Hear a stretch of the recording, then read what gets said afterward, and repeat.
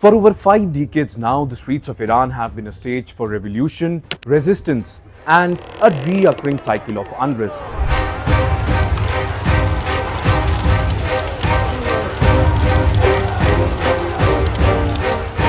What began as a seismic shift in 1979 with the overthrow of the Shah has evolved into a pattern of periodic uprisings, each driven by different grievances, yet all rooted in fundamental struggle for economic justice, personal freedom, and political voice.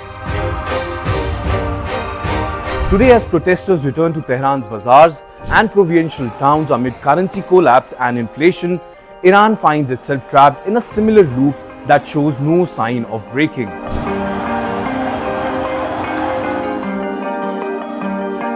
In fact, the most recent wave of demonstrations erupted with shopkeepers shutting their doors and crowd flooding the streets in response to a plummeting currency, skyrocketing prices, and mounting public anger. For many Iranians, this is not an anomaly, but rather the latest chapter in a narrative that stretches back over 4 decades. A narrative written in blood, courage, and the persistent demand for change.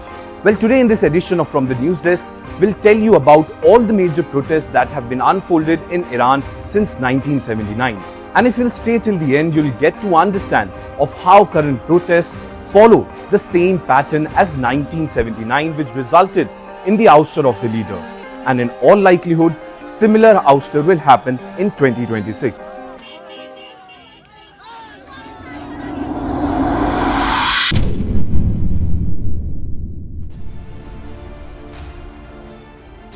To understand today's protest, one must begin with understanding the seismic shifts of the recent year. Let's begin with 2022.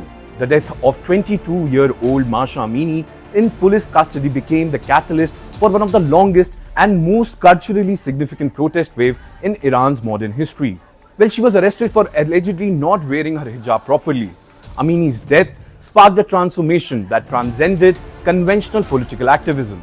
What emerged was fundamentally different. Women removed their headscarves in public spaces, an act of defiance that carried profound symbolic weight in the nation where religious dress code have been forcibly imposed since 1979.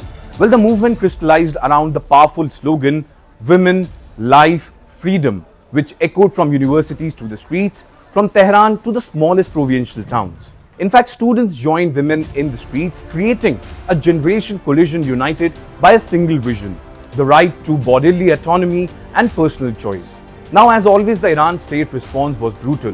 Security forces unleashed mass arrests and executions, leaving over 500 people dead and more than 20,000 detained.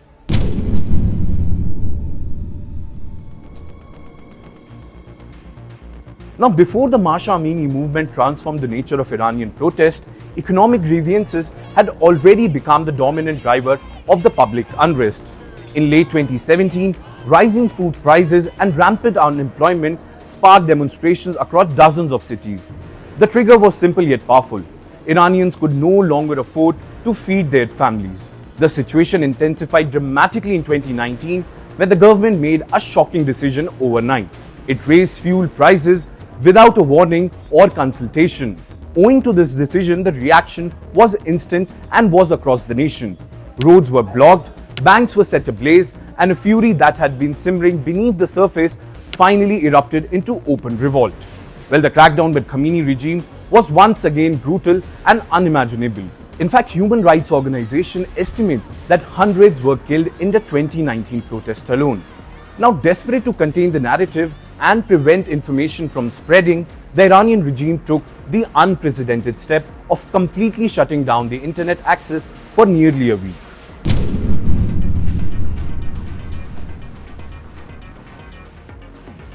Now let's rewind to 2009 and we find the most massive wave of protests since the 1979 revolution itself.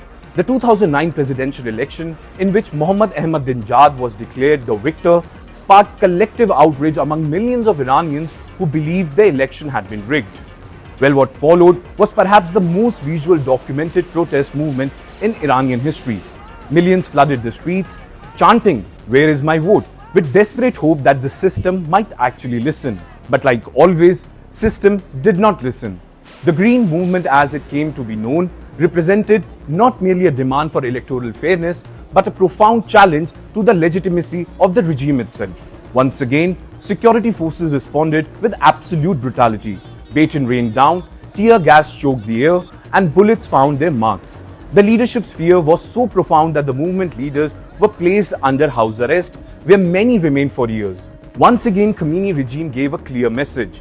The regime would not tolerate no challenge to its authority.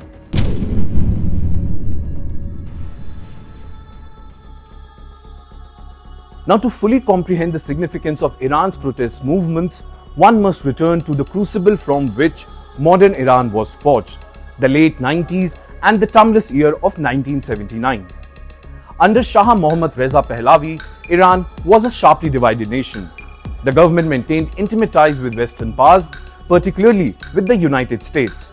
Yet, vast segments of the Iranian population felt systematically excluded from power and decision-making. By early 1979, the Shah's grip had crumbled. The pressure from streets proved irresistible, and the monarch fled Iran, ending 2005 years of monarchy rule. Well, into this revolutionary vacuum stepped Ayatollah Ruhollah Khomeini, who returned from exile with a vision of an Islamic republic that promised justice and a break from Western dominance. But the reality that followed was far more complex. While the new system indeed severed ties with Western influence, it replaced Shah authoritarianism with a theocratic one. Women were ordered to wear the hijab, a physical imposition of religious ideology onto female bodies. Political parties were crushed, thousands were imprisoned or executed in the early years of the Islamic Republic. Now, the 8-year war with Iraq in 1980s further silenced dissent, as nationalism and conflict became tools of state control. Well, today's protests follow an unmistakable pattern that has repeated for decades. Currency crashes, price soar, a conflict abroad, whether Iraq in 1980s or regional tensions today, diverts resources and attention. Anger festers at home, and once again, the government has responded by restricting internet and phone services, attempting to contain narrative and prevent coordination. Well, for over 50 years, Iran has witnessed the arc of protest rise, fall, and rise again with predictable regularity. Yet nothing has changed fundamentally. The core issues like economic desperation, social oppression, and political alienation remains as irretractable as ever. As long as these conditions persist, as long as the Iranian people remain excluded from power and stripped of economic security, the streets will continue to serve as the primary battleground where history repeats itself with a tragic familiarity.